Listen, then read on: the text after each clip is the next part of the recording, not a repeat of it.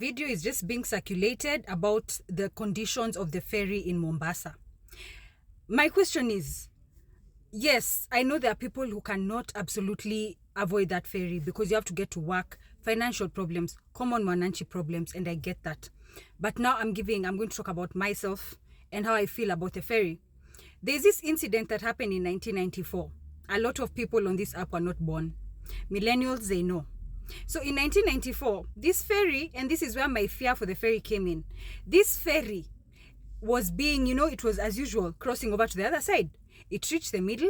It completely malfunctioned. I will never forget what happened that day. Nakwambia vile kulifanyika. Mtu wa ferry, the one who normally operates a ferry, alidive ndani ya maji kwanza vile alijua hiyo ferry itasink. Alidive haraka. You know the reason why people die from drowning? It is because kuna kwanga na watu wanakuvuta chini. You may be a good swimmer, but when they see you floating, unavutwa chini. That's how it happens. So he decided to jump fast before watu anze kudrown wamsukume chini. Akakimbia haraka kwa shores. Ferry ikasink. Watu walikuwa napelekwa mwili zao. 1994, it was on the news the whole, I think for the rest of the month. The way the bodies were aligned in. From that day, I sat down and told myself, this thing may have an issue with this ferry. Worst comes to worst. There's a time my mother used to live in Mombasa. Nakwambia tulikuwa tunapanda hiyo ferry. Nikiingia ferry mpaka karibu ni fast. Tunaingia ferry, kuna siku nakumbuka that thing. Unajua vile ferry inasonga alafu hiyo kitu ya ferry inaenda inaanguka hivi. Inaanguka chini, inagonga chini, alafu sa magari they can come out. This thing opened in the middle of the ocean. We were literally in the ferry.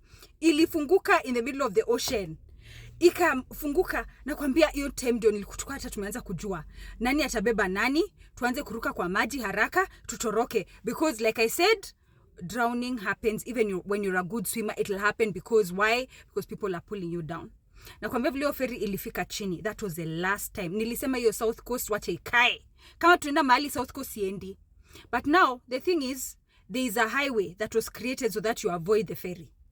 Me, I would suggest mambo ya ferry kwanza itulie. Your ferry, I don't have a good feeling with that thing, especially with the woman who, you remember that woman also, it was such a tragic story. That woman literally was in the car, gari yake ikarudi nyuma kwa sababu the thing was open. Ikaingia ndani ya maji na mtoto wake wakiwa na mtoto kwa gari. I'll never forget. So this ferry situation has to be looked into. Whatever I've just seen from that video that has been sent to me, apana. We need to look into the situations of the ferry because hiyo kitu itakuja isumbue sana. Okay?